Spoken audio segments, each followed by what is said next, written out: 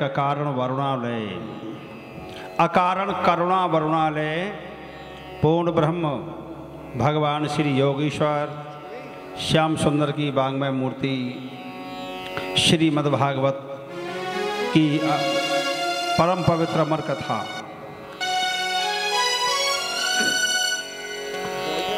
के चरणों में कोटि कोटि वंदन करते हुए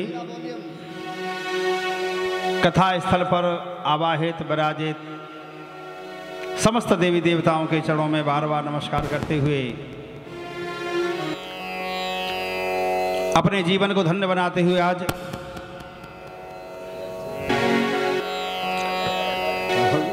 श्रीमद्भागवत की परम पवित्र अमर कथा को आज छठा दिवस प्रारंभ होता है।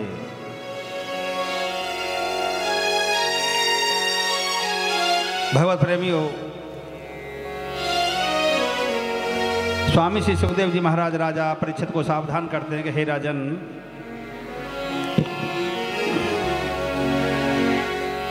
तुम्हारे जीवन का ये दूसरा दिन, 2 दिनों में से एक और बचा है और एक आज का दिन है। मन में किसी प्रकार का कोई संशय, किसी प्रकार का कोई वेग, कोई बाधा उत्पन्न हो रही हो तो आप बताइए।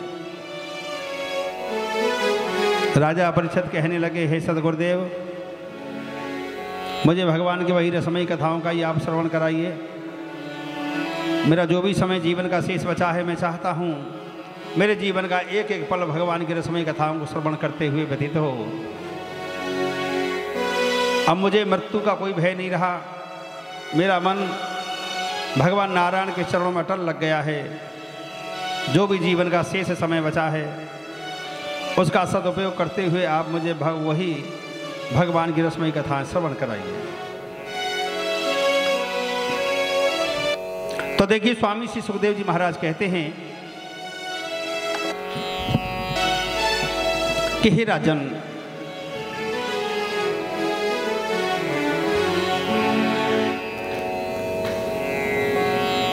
आपने कल कथा के समापन में श्रवण की थी भगवान की अनन्य लीलाएं। क्या है?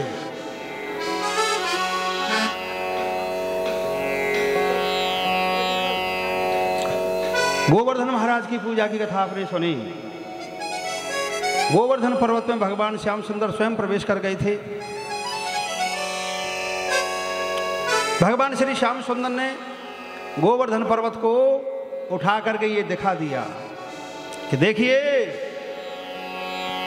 मैं अपने, देखो, सीधे हाथ में ताकत ज़्यादा होती है, उल्टे में कम होती है, क्योंकि उल्टे हाथ का प्रयोग लोग करते नहीं है। दोनों हाथों का प्रयोग करना चाहिए, दोनों हाथों का ही प्रयोग करना चाहिए। अक्सर होता क्या है कि हमारे शरीर के 2 हिस्सों में एक हिस्से की मेमोरी खाली पड़ी रहती है, दूसरे की में थोड़ा कुछ होता है। इसलिए हमें सभी अंगों का प्रयोग करना चाहिए। उन्होंने, श्याम सुंदर ने कहा कि देखिए, मैंने गोवर्धन पर्वत अपने उल्टे हाथ पर और उल्टे हाथ की भी सबसे कमजोर उंगली पर और सबसे कमजोर उंगली के भी नाखून पर, ये कंडीशन है। उठा करके दिखाया 7 दिन और 7 रात तक। इस बीच कई कहानी बनी। कहानी ये बनी, एक दिन मैया यशोदा बोली, अरे ग्वाल वालो, अरे मेरे को 7 साल को लाला रात दिन या गोवर्धन पर्वत को लेके खड़ा हुआ है, अरे तुम सहारा नहीं लगा सकते क्या? ग्वाल वालों ने कही, अरे मैया, तुम्हें अपने लाला का बड़ा दर्द आ गया है। तुम क्या समझ रही हो, तुम्हारे कन्हैया नहीं उठा रखा है ये? हम भी उसी दिन से डंडा लगाए खड़े हैं। ऐसी बात नहीं है कि हम मेहनत नहीं कर रहे। किसी ने बांस लगा रखा है, किसी ने डंडा लगा रखा है, किसी ने लाठी लगा रखी है और किसी ने हाथ का ही सहारा दे रखा है। हम भी तो गोवर्धन पर्वत को उठा रहे हैं। तो मैया बोली, तो बेटा तुम उठा रहे तो एक काम करो, मेरे लाला को थोड़ा विश्राम करने का समय दे दो। बाल बाल बोले, ले जाओ, हम उठा लेंगे, जब इतने दिन से उठा रखो गोवर्धन पर्वत, अरे 1 आध दिन और उठा लेंगे, ले जा तुम सुबह अपने लाला ले जाके। श्याम सुंदर ने कही, तो मैं चलो जाऊँ? हाँ चलो जाओ। तो ठीक है भैया, समारोह गोवर्धन पर्वत है। भगवान ने जैसे ही हाथ थोड़ा सा नीचे उसरका तो घर की आवाज हुई और पर्वत नीचे सब देखने लगे, अरे भैया तुम तो कह रहे थे हमने गोवर्धन पर्वत उठा रखे। श्याम ने जैसे ही हाथ नीचे सरकाया, पर्वत तो नीचे को आ गया। ग्वाल बाल बोले, हम तुम्हारी बात में लग रहे थे, जब हमने पूरा ध्यान नहीं दिया, और वैसे पुआ खाए ना हमने, तो हाथ चीकने है गए, तो डंडा जो है अच्छे से हमने पकड़ नहीं पाए। अब दोबारा से उन्होंने मिट्टी में हाथ मिला के डंडा फिर पकड़े दोबारा, और कहा गया अब उठा कन्हैया हाथ। जैसे ही श्याम सुंदर ने हाथ नीचे किया, झड़ की आवाज आई पर्वत नीचे को। बड़े बूढ़े ग्वाल बाल बोले, अरे बाल के चक्कर में हमें चमरवा में ढोल लो भैया। अरे ग्वाल बालो, तुम्हारे उठाने को कोई फायदा ना है, तुम जा सो जा बैठ जाओ, तुम तो खामखा डंडा लेके खड़े हो, तुम्हारे डंडा तो पहाड़ तक पहुंचू ना रहे, बीच में ही लटके पड़े। समझाया भगवान श्याम सुंदर की, सबने बड़ी स्तुति करी। तो भगवान श्याम सुंदर से गए, अरे श्याम तुमने हमारी लाज बचाई है। श्याम सुंदर बोले, ऐसा है मेरी बात सुनो, ये पर्वत मैंने अकेले नहीं उठाया है। कछु माखन को बल बढ़ो, कछु गोपन करी सहाय, श्री राधे रानी के प्रताप ते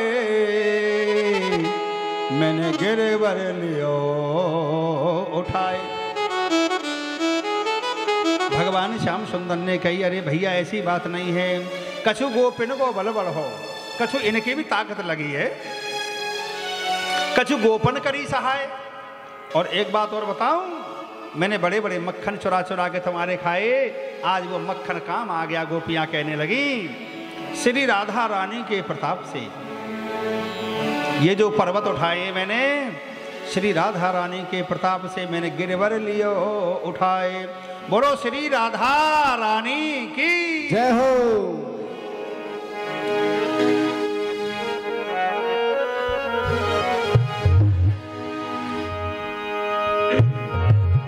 और राधे को नाम अनमोल बोलो, राधे राधे, राधे को नाम अनमोल बोलो, राधे राधे, राधे को नाम अनमोल बोलो, राधे राधे।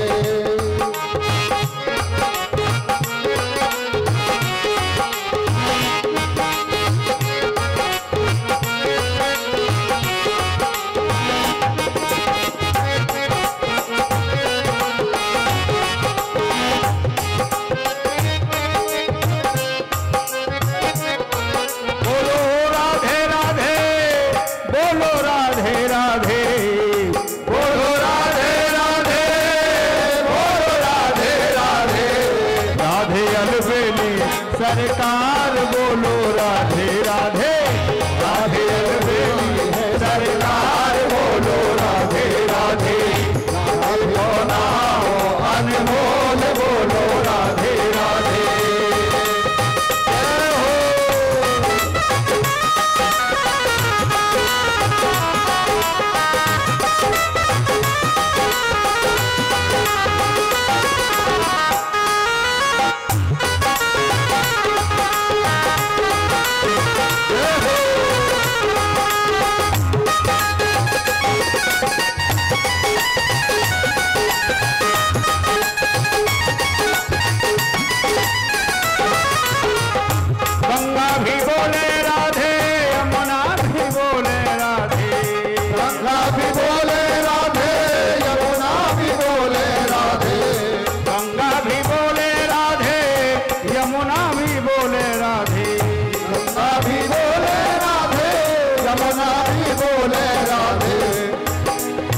सरस्वती की धार से आवाज आवे राधे राधे, सरस्वती की धार से आवाज आवे राधे राधे, राधे को नाम अनमोल बोलो राधे राधे, राधे को नाम अनमोल बोलो राधे राधे।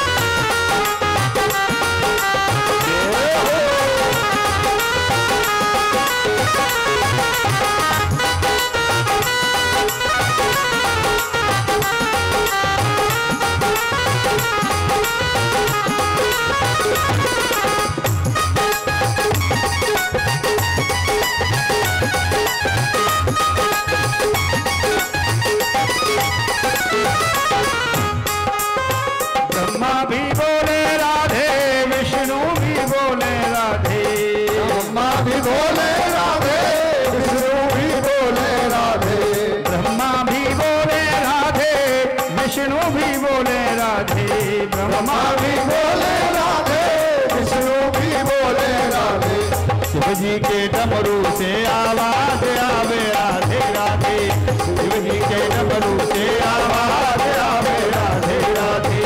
राधे को नाम अनमोल बोलो राधे राधे।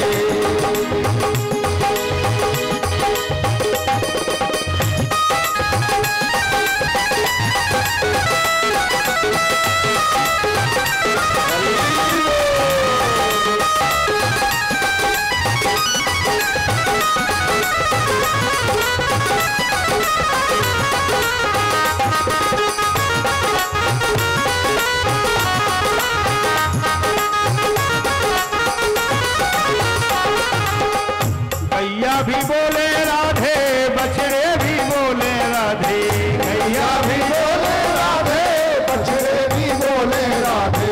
गैया भी बोले राधे, बछड़े भी बोले राधे, गैया भी बोले राधे, बछड़े भी बोले राधे।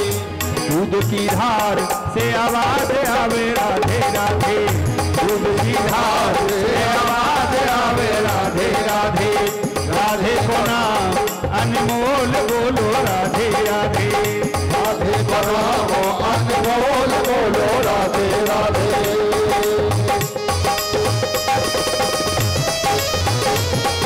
जय हो।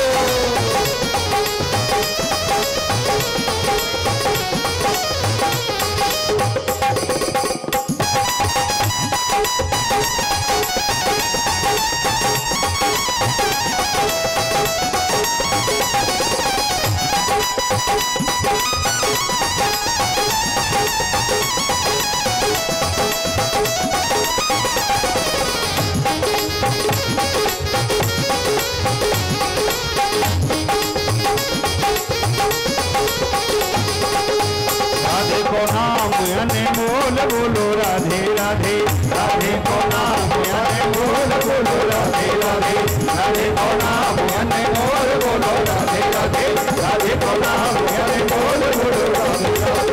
बोलो राधे राधे, बोलो राधे राधे, बोलो राधे राधे, बोलो राधे राधे, बोलो राधे राधे, बोलो राधे राधे, बोलो राधे राधे, बोलो राधे राधे। राधे अरविंद सरकार बोलो राधे राधे, राधे अरविंद सरकार बोलो राधे राधे, राधे को नाम अनमोल बोलो राधे राधे, राधे को नाम अनमोल बोलो राधे राधे, राधे को नाम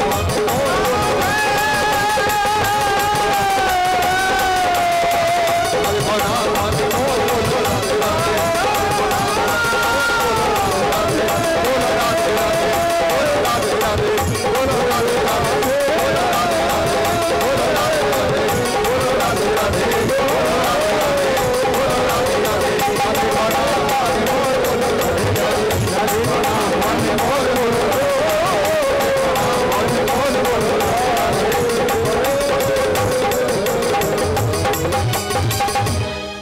बोल श्री राधा रानी की जय हो।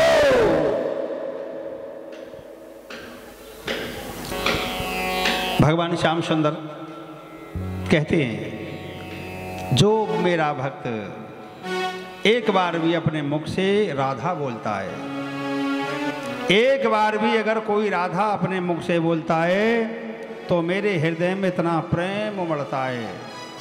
भगवान कहते हैं कि मेरे मन में ऐसा भाव उत्पन्न हो जाता है कि मैं इस राधा कहने वाले की पैरों की धूली उठा के अपने सिर पे रख लूं, इतना प्रेम हो जाता है। राधा राधा रटते ही सब बाधा मिट जाए, तीन लोक की आपदा श्री राधा नाम से जाए। बोल राधा रानी की जय हो। राधा रानी ब्रज की महारानी है। भगवत प्रेमियों, 7 दिन 7 रात गोवर्धन पर्वत को उठाए रखा था। 7 कोस के गोवर्धन पर्वत ऊपर जाकर के कितने बड़े हैगे पता है?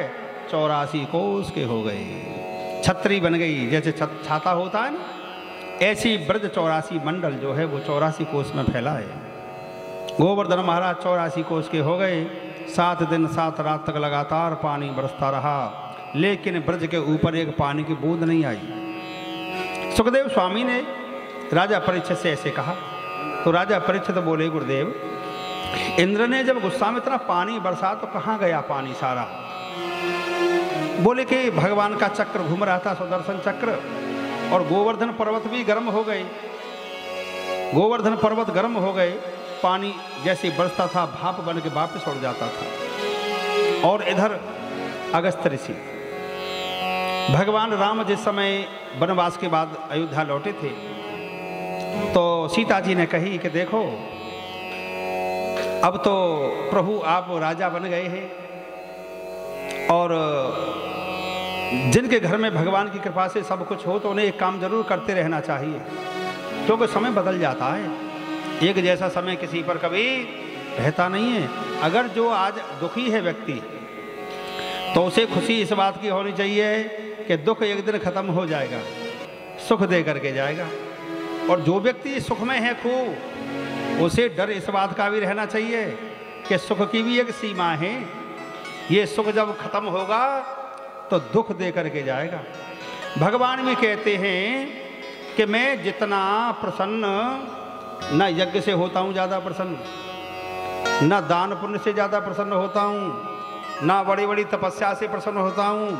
मैं ज़्यादातर खुश होता हूँ जो मेरे भक्तों को, संत ब्राह्मणों को जो भोजन कराता है, भोजन कराने वाले की सेवा से मैं बहुत खुश होता हूँ, भगवान कहते हैं। तो भोजन कराना एक बहुत बड़ी तपस्या है। बड़े बड़े यज्ञ ना कर सको तो समय समय पर अमावस्या है, पूर्णमासी है, द्वादशी है, त्योहारें, इसमें संत ब्राह्मणों को भोजन कराते रहना चाहिए। तो सीता जी ने कही कि स्वामी अब तो तुम राजा भी बन गए हो, और देखो मैं ये चाहती हूँ कि मेरे घर में कोई ना कोई संत ब्राह्मण भोजन के लिए आते रहे समय समय पर, क्योंकि धन का सदुपयोग भी करना है और भगवान नारायण भी प्रसन्न होते हैं। तो इन्होंने कहा ठीक है। अगस्त्य ऋषि को निमंत्रण दे दिया और कहा कि अगस्त्य ऋषि को क्या कराएंगे, हम पूरी अयोध्या को भोजन करा देंगे। पूरी अयोध्या को निमंत्रण दे दिया भगवत प्रेमियों। अगस्त्य ऋषि भी आ गए। अगस्त्य ऋषि के लिए कहा कि सबसे पहले अगस्त्य ऋषि को भोजन करवाएंगे, उसके बाद सबको करवा देंगे। अगस्त्य ऋषि को जैसे भोजन के लिए बैठायो भगवत प्रेमियों, वो तो खाते ही गए, खाते ही गए, खाते ही गए, खाते ही गए। हनुमान जी जैसे सेवा में लगा दिए, परसने के में परस परस के परस परस के सारा जितना माल बना था सारा खत्म कर दिया। अगस्त्य ऋषि सब चट्ट कर गए। अगस्त्य ऋषि से कहीं और लामे कि हाँ लाओ। हनुमान जी भागे भागे गए और भगवान राम जी से निवेदन किया कि हे प्रभु, अगस्त्य ऋषि तो सारा भंडारा ही खाए गए और अभी भी यूँ करें कि और लाओ। भगवान राम तो हक्के बक्के रह गए, ये क्या भयो? भगवान राम जी बोले लो ये तुलसी दल ले जाओ। तुलसी का दल भगवान को बहुत प्रिय है, भगवान को भोग लगाओ, तुलसी दल जरूर डालना चाहिए प्रसाद में। रविवार को तुलसी नहीं तोड़ते। रविवार को तुलसी अगर काम में लेनी है तो एक दिन पहले तोड़ लीजिए और रख लो। तुलसी का दल जैसे दिया अगस्त्य ऋषि को, उन्होंने कहा महाराज जब तक ये पाओ और आ रहा है प्रसाद। जैसे तुलसी दल खाया, जब अगस्त्य ऋषि को आगे ढका, बोले बस अब नहीं चाहिए, संपूर्ण हो गए। अच्छा पेट भर गो बाबा? के हाँ बाबा पेट तो भर गया, पानी लाओ। भगवान राम जी भी आ गए, बोले हे प्रभु पानी हम तुम्हें नहीं पिला पाएंगे, पानी नहीं पिला पाएंगे। हमारा अगला जब अवतार होगा और हम गोवर्धन पर्वत उठाएंगे और जिस समय इंद्र बरसात करेंगे उस समय तुम पानी पीना। तो अगस्त्य ऋषि ने पानी पिया। पानी 3 जगह गया। पहले पी रहे अगस्त्य ऋषि ऐसे करके, लेकिन फिर भी जब ऐसे पानी पीते तो कुछ गिरता तो है ही पानी। पानी गिरा है, उसको चक्र ने जला दिया। चक्र भी जब घूम रहा था कुछ छींटे फिर गिर गए, कुछ गिर करके गया है तो गोवर्धन पर्वत गर्म हो गए, भाप बन गए। आप लोग गोवर्धन की परिक्रमा करो तो गोवर्धन पर जाकर देखना, पर्वत जो पहाड़ जो गोवर्धन है वो इस कदर कटे हुए हैं, क्योंकि इंद्र ने बर्फ की शिला बरसाई। इतनी सलाह बरसाई कि पूरा ये गोवर्धन क्या पूरा ब्रजमंडल ही बह जाए यमुना में। तो वो इतने धारा बहाई तो जितने पत्थर कट गए बर्फों से वो साफ दिखते हैं कि देखो यहाँ से कैसे कटे हैं पहाड़। भगवत प्रेमियों, भगवान ने गोवर्धन पर्वत उठाए। गोवर्धन से थोड़ी नीचे पर एक गांव है जिसका नाम है पैठा गांव। पैठा गांव में भगवान का मंदिर बना हुआ है। भगवान ने वहीं खड़े होकर के और ऐसे हाथ करके गोवर्धन उठाए। एक गांव का नाम आने और है, क्योंकि भगवान का जब भोग लग रहा था तो बार बार भगवान के मुख में से एक ही आवाज आ रही, आन और आन और आन और। ग्वाल बाल बोले कन्हैया ये तेरे गोवर्धन महाराज क्या कह रहा है? कि ये कह रहा है और लाओ आन और आन दो और आने दो और आने दो।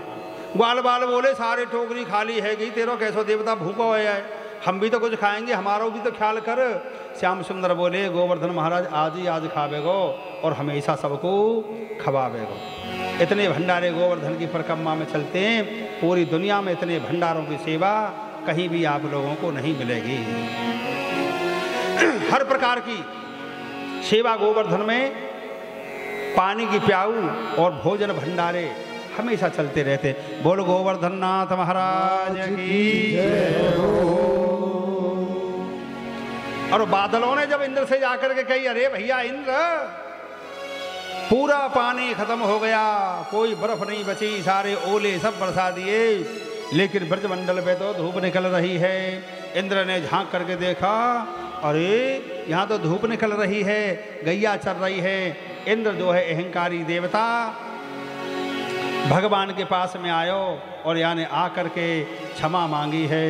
इंद्र को मन मर्दन कीन हो, डूबत ब्रज को बचाए लीन हो, प्रकट भय के दर्शन दीन हो। अरे नटवर की लीला न्यारी है श्री गोवर्धन महाराज, छटा तेरी तीन लोग से न्यारी है। भगवत प्रेमियों, इस प्रकार भगवान श्याम सुंदर ने गोवर्धन पर्वत उठाने की लीला करके ये दिखा दिया कि अब इंद्र वगैरह मेरे आगे कुछ नहीं बेचते, क्योंकि कृष्ण भगवान साक्षात ब्रह्म हैं। अब देखो एक दिन की बात है, एक दिन भगवान श्री श्याम सुंदर अपने सभी ग्वाल वालों को लेकर चले। कहाँ? गोपाल तो बने ही गए, छोटे छोटे बछड़ा चराने की आज्ञा मिल गई थी। भगवान श्याम सुंदर अपने ग्वाल वालों को लेकर के यमुना की इधर पल्ली तरफ पहुंच गए, भांडीर वन में। भांडीर वन में गए भगवान श्याम सुंदर, तो वो खेल खेलने लगे, खेल खेलने लगे। उसी समय कंस का भेजा हुआ एक वत्सासुर नाम का अनुचर जो बछड़ा बन के आया, भगवान की ओर भागा, भगवान की ओर आया। श्याम और बलराम ने विचार किया, हमने तो अपने सभी बछड़ों के सवेरे तिलक लगाया था, सबको माला पहनाई थी, गुड़ खिलाया था, लेकिन ये बछड़ा कौन सा है जो पूंछ उठा करके मलमूत्र करता हुआ हमारी ओर मुंह फाड़ करके भागा चला रहा है? ये हमारे बछड़ाओं में से नहीं है। भगवान समझ गए ये कंस का भेजा हुआ उसका कोई साथी है। भगवत प्रेमियों, भगवान श्याम सुंदर ने उस वत्सासुर को पकड़ लिया और कृष्ण बलराम ने दोनों ने मिलकर के उसका वध कर दिया। जब वत्सासुर का वध हो गया है, सभी ग्वाल वाल नाराज है गए, अरे कन्हैया, अरे श्याम, तेने तो बड़ा पाप किया है, तेने गैया का बछड़ा मार दिया, हम तेरे संग नहीं खेलेंगे। सब ग्वाल बाल भगवान कन्हैया से जाकर के दूर बैठ गए। अब तू देख, जब तक चार धाम की यात्रा करके नहीं आवेगा तब तक हम तेरे साथ खेलेंगे नहीं बिल्कुल।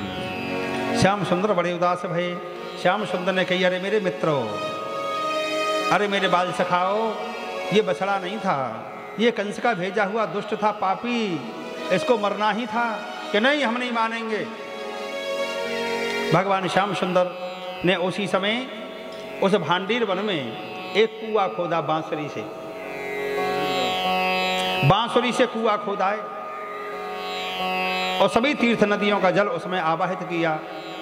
सभी तीर्थ नदियां आ गईं और भगवान श्याम सुंदर वहाँ में स्नान किया है। और श्याम सुंदर ने वहाँ पर भांडीर वन में भगवान की बहुत लीला हुई है। वो कुआं वहाँ पर आज भी है। भांडीर वन में वो कुआं आज भी है। YouTube पे देखना, सारी कथा वहां की हमने डाल रखी है। अमावस्या, जो सोमवार की अमावस्या आती है, तो उस कुआं का पानी सफेद हो जाता है। सोमवती अमावस्या को भांडीर वन के कुएं का पानी सफेद हो जाता है, और अहोई अष्टमी को राधा कुंड का पानी सफेद हो जाता है। आज भी जिनके लड़का नहीं है वो लोग नहाते हैं। अहोई अष्टमी पे जोड़ा से नहाते हैं रात के 12 बजे राधा कुंड में, और सोमवती अमावस्या को जोड़ा से नहाते हैं भांडीर वन के कुआं में, कुआं के जल से। उनकी मनोकामना अवश्य पूर्ण होती है भगवत प्रेमियों। उसी भांडीर वन में राधा और कृष्ण की शादी हुई है। ब्रह्मा जी ने कन्यादान किया है और नारद जी ने मंत्र पढ़े हैं। 2 मंदिर बने हैं, बट के पेड़ हैं जो एक दूसरे से लिपट रहे, गठजोड़ा जैसे बन रहे हैं। राधा रानी ने भगवान श्याम सुंदर से कही, अरे हे मेरे प्रियतम, मेरी मन में कामना थी कि आप मेरे साथ विवाह संस्कार करें गुप्त रूप से।